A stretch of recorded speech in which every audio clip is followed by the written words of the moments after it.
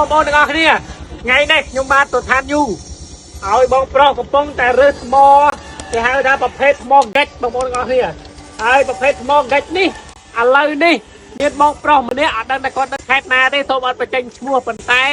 គាត់បានឃើញតាមរយៈវីដេអូរបស់ខ្ញុំហើយគាត់ក៏មកអានេះបងប្អូននេះអា3គ្រាប់នេះ3គ្រាប់នេះ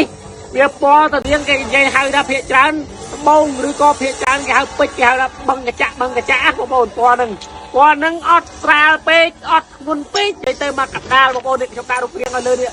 រៀងទៅនឹងត្បូងពេជ្រនឹងមែនតែនប៉ុន្តែបងប្រុសគាត់ក៏មកធ្វើជាងកម្មតែសាងចេញពីហ្កិចនេះប៉ុន្តែគេហៅថា VIP មិនបានថា VIP គឺចម្រាញ់អស់លេខតែម្ដងបងប្អូនទាំងអស់គ្នាដើម្បីធ្វើម៉េចឲ្យបានរូបរាងវាដូចវាថាពណ៌របស់វាដូចទៅនឹងអាខ្ញុំពាក់នេះអា3គ្រាប់នេះបងប្អូនឃើញចាំតែខ្ញុំពាក់នេះ3គ្រាប់ហ្នឹងពណ៌វារៀងមិនស្រាលពេកមិនធ្ងន់ពេកទេប៉ុន្តែអានេះស្រាលវាអត់ទៅស្មើគ្នាប៉ុន្តែរបស់ខ្ញុំអត់ VIP ទេប៉ុន្តែឥឡូវបងប្រុសគាត់កំង VIP ឥឡូវនេះបងប្អូនបងប្រុសមកថាចិត្តបងចិត្តបាទបងចិត្តកំពុងតែជាងដល់ចំណាមនៅក្នុងកន្លែងទីតាំងយើងហើយបាទជាងល្អទឹកដៃឥឡូវកំពុងតែរើសនេះបងប្អូនឥឡូវងាកមកចាំងគាត់ឃើញបងប្អូននេះរើសបងប្អូនឃើញអង្គុយរើសឡើងចង់1ម៉ោងហ្នឹងណាអង្គុយរើសចង់1ម៉ោងឥឡូវបានម៉ានទេឥឡូវបានប្រហែលគ្រាប់ទេរើសឡើងចង់1ម៉ោងហើយថ្មឡើងមក3ចាក់ត្រឡប់លិចត្រឡប់កើតតម្រាំរើសបានអាខ្នាតគេហៅនិយាយថាចំណានេះអាប្រភេទពណ៌នឹងកញ្ចាក់គេនេះបងប្អូនរើសតម្រាំបានអាពណ៌ហ្នឹងប៉ុន្តែរើសហ្នឹង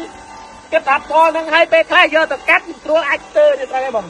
បើស្ទើរយើងត្រូវដូរទៀតយើងយកតែពណ៌ណាដែលភ្ញៀវ VIP របស់យើងដែលបងប្រុសគាត់កំងគាត់ចង់បានបងប្អូនទាំងអស់គ្នាអញ្ចឹងមិនថាបងប្អូនឃើញចាក់ដៃឥឡូវបងមួយចាំងរៀលទៀតនេះបងហើយឥឡូវមិនធម្មតាបងប្អូនងាកមកបន្តិចណែធ្វើទស្សនិកជនបងស្រី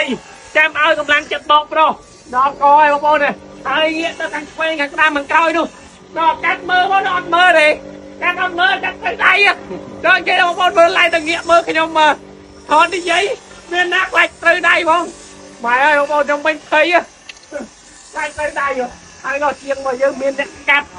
បងប្អូនមានទាំងអ្នកកាត់មានទាំងអ្នកតម្លាក់លីមានទាំងអ្នកនិយាយទៅច្រើនណាស់បងប្អូន6 7ដំណាក់កាលតម្រុំបានត្បូងធ្វើកម្មមូលនេះហើយមើលទៅរូបរាងប៉ុណ្ណេះឥឡូវទៅបានហើយបានប៉ុណ្ណឹងបានប៉ុណ្ណឹងបាទនេះបងប្អូនឥឡូវលទ្ធផលដែលអង្គុយឡើង1ម៉ោងបាទឲ្យរើថ្មអង្គុយ1ម៉ោងរើបានប៉ុណ្ណឹងហើយប៉ុន្តែឥឡូវយកទៅកាត់ជាក់ស្ដែងតើ